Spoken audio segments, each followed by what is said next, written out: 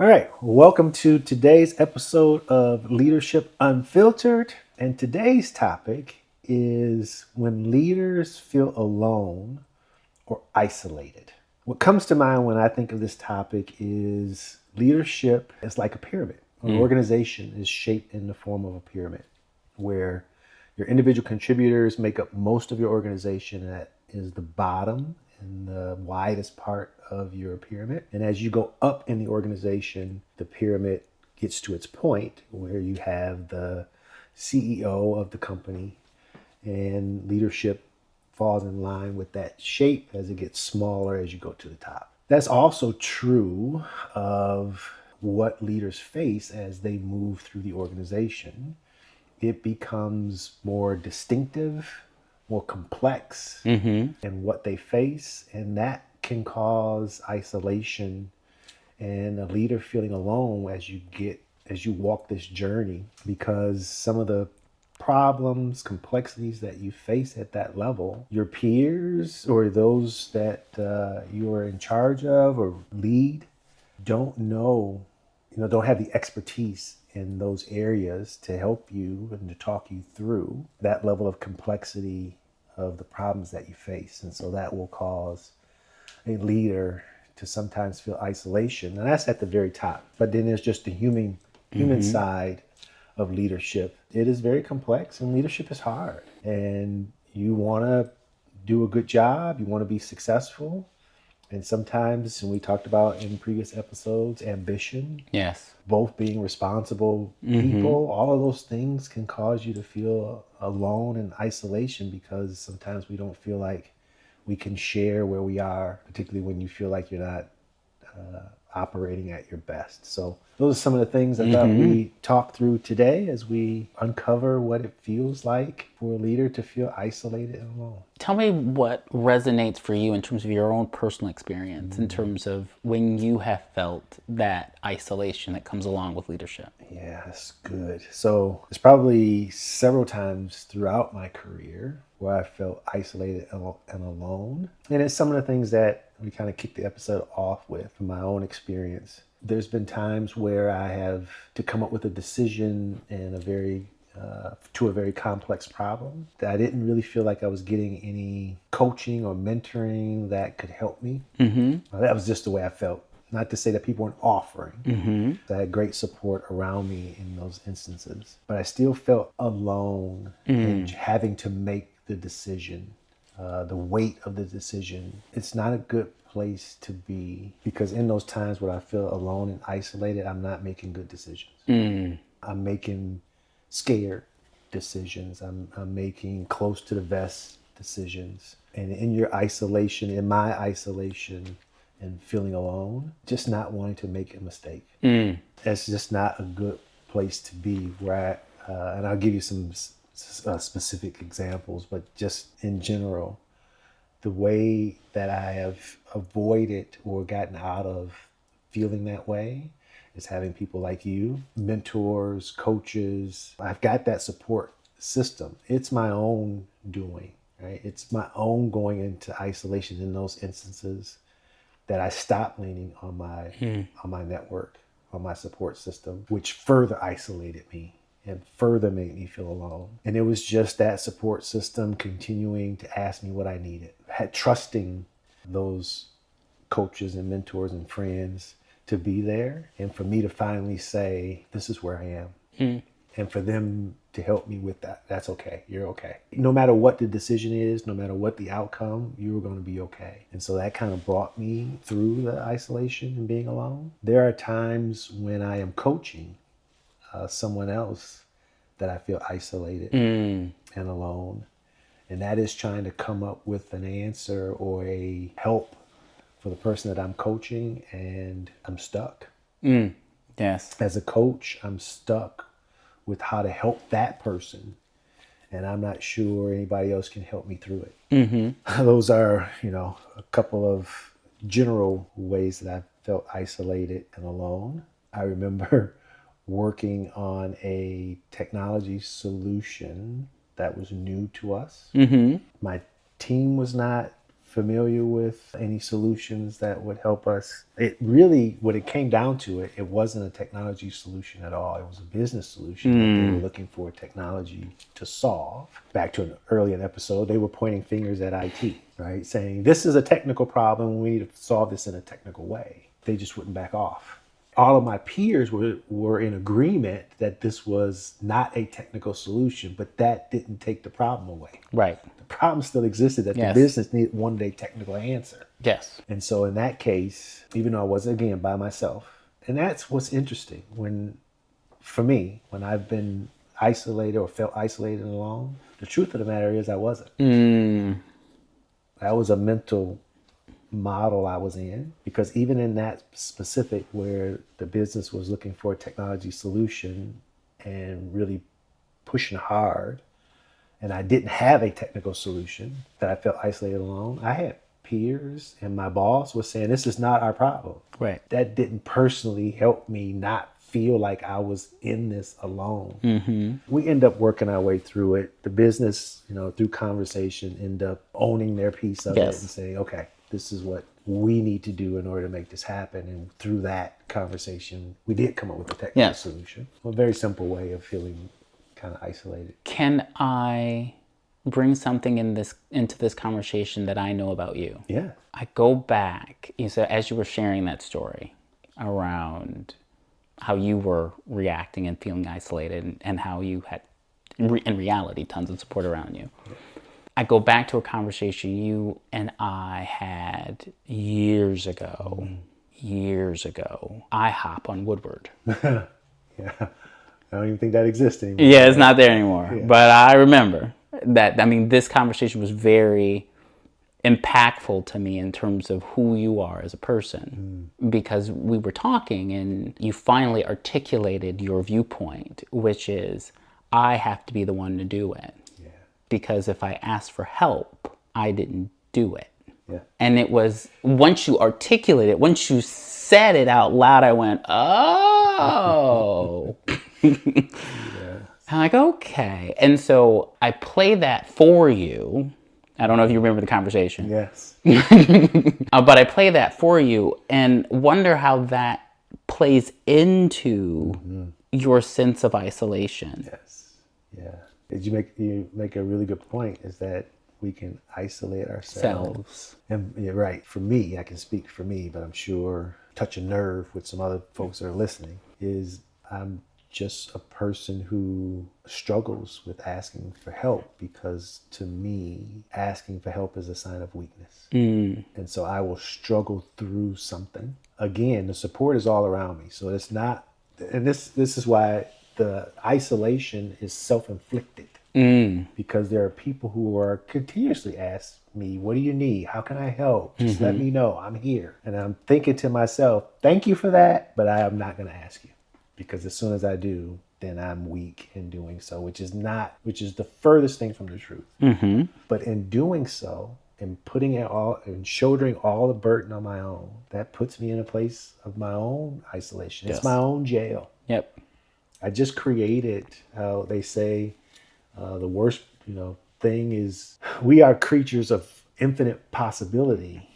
It's the mind that creates the jail, the walls that blocks those possibilities. And so I create my own jail and isolation and being alone, because I have a hard time reaching out to that support system. I don't want our listeners and viewers to think I'm throwing stones sitting in the glass house, because I'm absolutely not. Yeah. And so my experience is similar, but different. My isolation, my view of my isolation, I should say, because again, the support is abundant all around me. And I'm just now becoming to be able to see it and appreciate it in a meaningful way.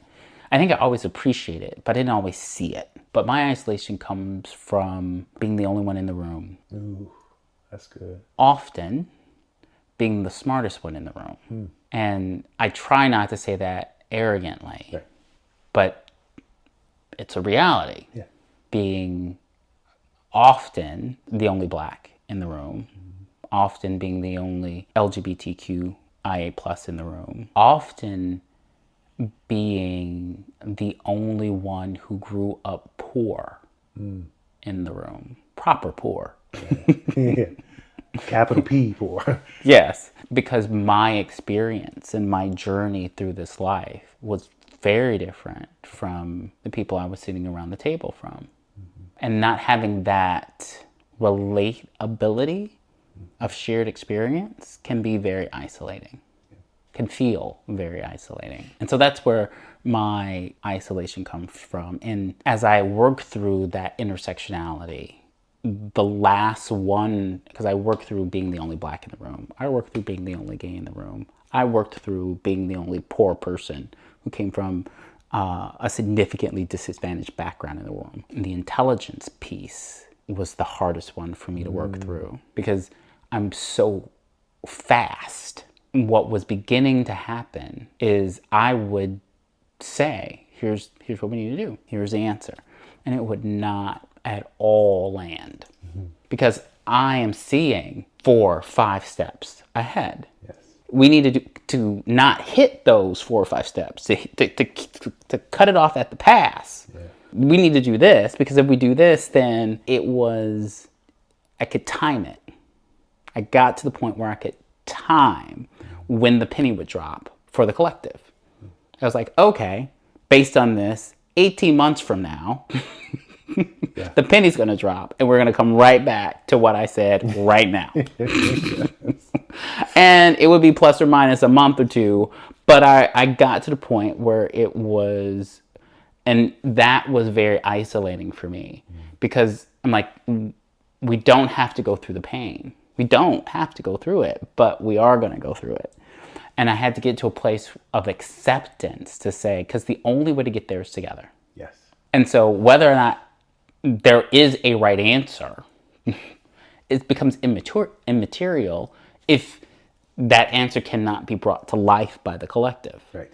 And so it took me a lot to accept that you have to go through it with them. You have to be part of the journey. You can't, because you know what is about to happen, you can't step outside of it. Right. You have to still be in it and go through it, even though you know. There's a scene from The Matrix where they've got Neo in the back of the car and they open the door and it's raining. And they often say, you can get out, but you know where that ends. Or you can stay in here and enjoy the ride. And he decides to stay in the car and enjoy the ride, which is the rest of the movie. I love The Matrix, by the way. Yes. And I'm like, yeah, there is significant value in not isolating, going along for the ride, yes, even if you know how it ends. Yeah. I thought that it can be isolating as a leader. It is often felt isolating. I know I felt it. You really do have to work through that. There's a difference between truth and reality. Reality is what you believe. Truth is what you can prove. And while my reality has been at times where I felt isolated, that has never been true. Ooh, that's a good distinction because I have just, in our conversation today, in my mind, I've used those words interchangeably. Mm-hmm. They're different. They're different. Being alone and being isolated are two different things. Yes. That's good. Isolation almost is self-imposed, right? To your point, you've never felt isolated because you didn't bring that on yourself. You knew even in times of problems and challenges and complexities and all that, you were never isolated. But there are times you can still feel alone. Yes. Right? I'm not isolated. I got people around me. I got resources. I can go to people. Isolation is that jail cell that I talked about, even if it's mental, that there is nobody else around you. Yes. You are by yourself. I can be alone in a room of people. Yes. So there is a difference. And you're right. I don't know if I've ever felt isolated. People have never isoled me. It's never just been me. I've been blessed to always have a good network of people around me, mentors, coaches, family, friends. There are times in my leadership journey that I felt alone. When I talk to executives as a coach, I hear them talking about being alone, not isolated. Because again, isolation is like a place they've been put, and they've never communicated that. But what we do talk about is the level of complexity that they face, that they feel like not many people not at that level get. When you are talking about dealing with multi-millions of dollars and the lives that are impacted if you make a mistake at that level, that will ripple through the organization, that will impact Wall Street and the company, the strategic decisions that they have to make at that level to keep the company afloat, to appease the stakeholders and the shareholders and all of the board. Those are complexities that most of us who have not experienced that level don't know about. And even as a coach, there's only certain things. I can't coach a Fortune 100 CEO when I've not been one, when they're talking a specific strategy around dealing with trillions of dollars and that. Well, how am I going to coach this person, right? Now I can give you, good questionings, help you think through some things, and to be more specific, mentoring, right? Which says I walk beside you. I can't walk beside a CEO of a Fortune 100 company. I've never been one. I may be able to coach you depending on the type of questions and the relationship that we have. Mentoring is different. So that alone, you have very few mentors at that level. And that gives them that feeling of being alone, which is often why executives have coaches. Yes. They need an outlet. And again, they're not looking for answers. They're not looking for someone to tell them how to do their job. They need a sounding board. They need sometimes validation. They need to know that they're thinking through this thoroughly and in the right mindset. And so a lot of CEOs, executives have coaches for that very reason. They need that so they don't feel alone, right? But I love your distinction. I appreciate you helping me think through that in real time, that I've never felt that. And I don't think the executives that I do have the pleasure and opportunity to coach feel isolated. But there are times due to the complexities that they face, feel alone, and they need their network and coaches to help them think through those. As you were walking through and you said that that's one of the reasons why they have coaches, and I had not made that connection, and that's what my coach provided me, in addition to all of the additional there's many reasons to have a coach, but that was one that I didn't connect with, in terms of, because she had that experience, she was an executive, she understood, and you get that sense of community, connection. Yes. You get that sense of connection that is so valuable to the human experience, that doesn't come with the weight of someone who's currently in the organization. And so that, in addition to the value that having a coach brings you, which I highly recommend people should have, the connection that you get in terms of being able to not feel alone. I did not appreciate the value that she provided to me, or I shouldn't say provided because it's not past tense, provides, continues to provide to me. Wow, that's really something. Because I go through those times, because there's been times when we've had breaks where either due to her schedule or due to funding or due to a variety of situations where we had breaks in our ability to meet, I can absolutely say I did feel more alone during that time. And I hadn't made that specific connection until now. And more things are coming in right at this moment. Because because that connection that I have with my coach is a professional relationship. The relationship and the connection that I have with my therapist, also a very professional relationship. But that connection, some there's a lot of value in that connection. And I now better understand why there are rules around how those relationships need to be Yes. to keep the connection healthy. Yeah. And I didn't fully, like, I understand, like, you're not supposed to sleep with your patients.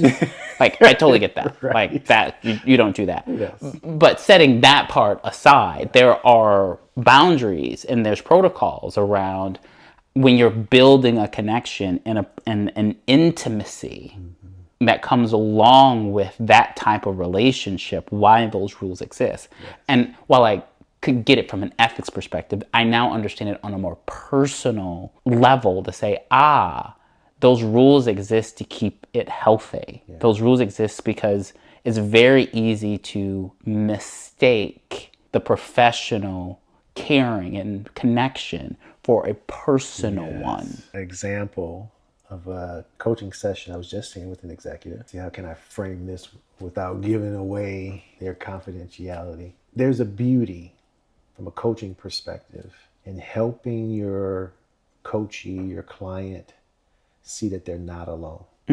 They aren't the only ones. Because that's the way you feel sometimes as an executive. I'm the only one. Mm-hmm. And my job in this coaching session was to help them see you aren't the only one, right? You aren't alone in this. And so they were, talking up through their challenge and saying, what strategies they would put in place to try to combat the specific challenge they were having. And it was super complex, very high level. And I made a suggestion with this thought of you're not alone in this. And they said, I'm going to go out and I'm going to try to do some proof of concepts and all of these things to try to meet this challenge. And I said, who else in your industry faces this? And they were like, I don't know. And I said, would you be willing to consider putting together a consortium? And they said, what? I said, just in your industry. Now, I'm sure it's bigger than your industry, but let's start there. Just in your industry, of your peers, what if you got them together and just started brainstorming on the different challenges you face? You can go beyond the current one you're facing and just say, here, at this level is what I specifically deal with. I said, I would be willing to bet you that if you pull together a network of people, of your peers in your industry, you could brainstorm potential solutions to your challenge. And they said, that is a great idea. I never thought of that. And I said, because you're not alone in this. There are other people facing this that are further down the road than you are. There are people you are further down the road that you could actually help. You feel like you're stuck right now, but listen to all the strategies you've come up with. Don't you think that type of thinking could help somebody who's just started in this challenge? And there are other people that have implemented things that could help you. And they were like, and I said, and then they came back with, that is very proactive. Yes. I was thinking of all of my strategies in a reactive way. But you're telling me I can actually go start this? What do you call it? I said, a consortium. And they were like, I could start that? I was like, yes. Why don't you just pick up the phone and let it be? Don't put a lot of structure on. Just start calling people and saying, hey, this is what I'm trying to do. I said, and let it come together. And so now that was maybe about a couple weeks ago. So now I'm waiting for our next session to see, how that's materializing. But that is an instance of a true, real scenario of an executive feeling alone, being very reactive to how they were going to solve their challenges, to flipping that to being reactive and starting something that would probably end up not only solving that challenges, but being a resource for that level and the challenges they face going forward. That is amazing. And I think because when you feel alone, you can feel helpless. Yeah. And I think that trigger to say, okay, what can I do? There's a lot of memes that are the feeling follows the doing that I've been watching recently. And I'm definitely sorting my way through that because I'm definitely a thinker, Yes. but I think there's a lot of value in doing about it and then seeing how you feel about it. Yeah, this is good. I appreciate you. It brought me some clarity. I know we're at our time. So in conclusion of this episode, which our topic was when leaders feel alone and isolated. What I learned in this episode was that I was using those words interchangeably, and their isolation and alone are two separate things. In our own experiences, there are not times that we felt isolated. When I have coached other leaders and executives, I haven't heard the word isolation, so I want to separate that. You can feel isolated, but that feels more internal to you, self-inflicted, if you will. And so if you are out there and you're feeling isolated or alone, one of the things we highly recommend, is to find a coach because you need that connection so that you don't feel like you're the only one. And the difference of isolation and being alone, you can be in a room full of people, you can be experiencing the same things that others are and still feel alone. And are you available to provide that coaching? I am 100% available. So if you... Not 100%. Well, yeah, maybe not 100%. But I am available. So please, if you are feeling isolated or alone, I would be more than happy to help in that. As a leader, we do experience that, and the higher you go in the hierarchy through the complexities and challenges that you might face, you may feel those times of being alone, but just know that you are not, and there are ways to be proactive around meeting those challenges. So with that, we'll see you next time. Thanks for tuning in to Leadership Unfiltered. We hope you have found value in our conversation and are ready to take action in your leadership journey. If you enjoyed this episode, subscribe, share, and leave us a review. And don't forget to connect with us on social media for more leadership insights and resources. Until next time, keep leading with purpose.